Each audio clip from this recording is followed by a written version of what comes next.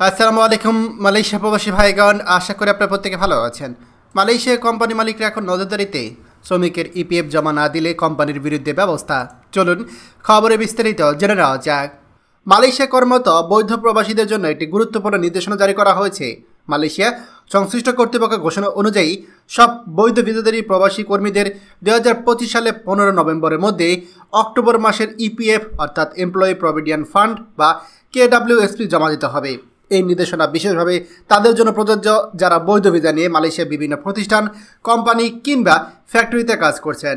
শ্রমিকদের বেতন ভিত্তিক এই অবদানের অর্থ তাদের কর্মস্থলে রেজিস্টার্ড কোম্পানির ইপিএফ অ্যাকাউন্ট থেকে প্রদান করতে হবে।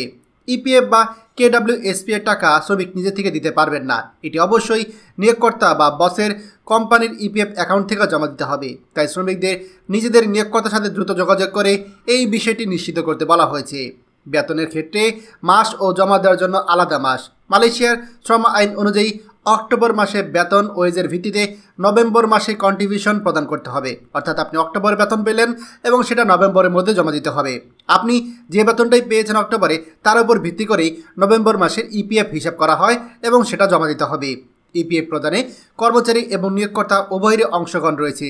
মোট অবদানের পরিমাণে বেতনের 2% হারে নির্ধারিত। যদি কোনো কর্মীর অক্টোবর মাসের বেতন হয় 1700 রিঙ্গিত, তাহলে কর্মচারীর পক্ষ থেকে কাটা হবে 34 রিঙ্গিত, যেটা কিনা বেতনের 2%, এবং নিয়োগকর্তা বা মালিক প্রদান করবে আরও 34 রিঙ্গিত। অর্থাৎ মোট জমা দিতে হবে 68 রিঙ্গিত ইপিএফ হিসাবে।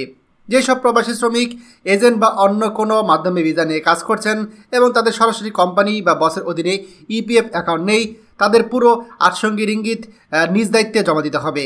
মালয়েশিয়া সরকার এই পদক্ষেপের মাধ্যমে সব বৈধ শ্রমিককে সামাজিক নিরাপত্তা ব্যবস্থা আনতে চায়, যাতে ভবিষ্যতে তারা অবসরকালীন সুবিধা, সঞ্চয় ও অন্যান্য সুবিধা উপভোগ করতে পারে।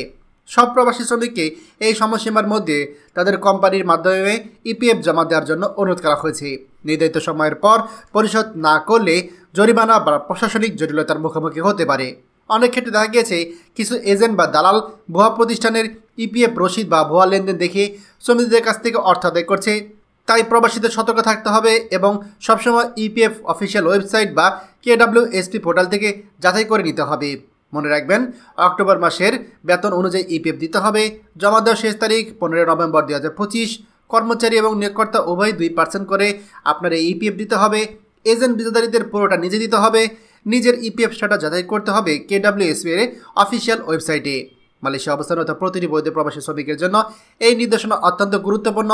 সময় মতো ইপিএফ জমা দিলেই এটি কেবলমাত্র আইনগত দায় পূরণ নয়, বরঞ্চ ভবিষ্যতে আর্থিক সুরক্ষার একটা শক্ত ভিত্তি।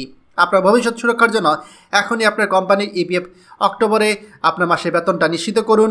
দয়া করে ভিডিওটি আমাদের সকল প্রবাসীদের সাথে শেয়ার করে সবাইকে এই গুরুত্বপূর্ণ খবরটি জানার সুযোগ করে দিন। আর আপনি যদি আমাদের এই চ্যানেলটি হয়ে থাকেন, অবশ্যই আমাদের চ্যানেলটিকে সাবস্ক্রাইব করুন মালয়েশিয়ার সকল গুরুত্বপূর্ণ খবরাখবর সবার আগে পাওয়ার জন্য। ধন্যবাদ সবাইকে।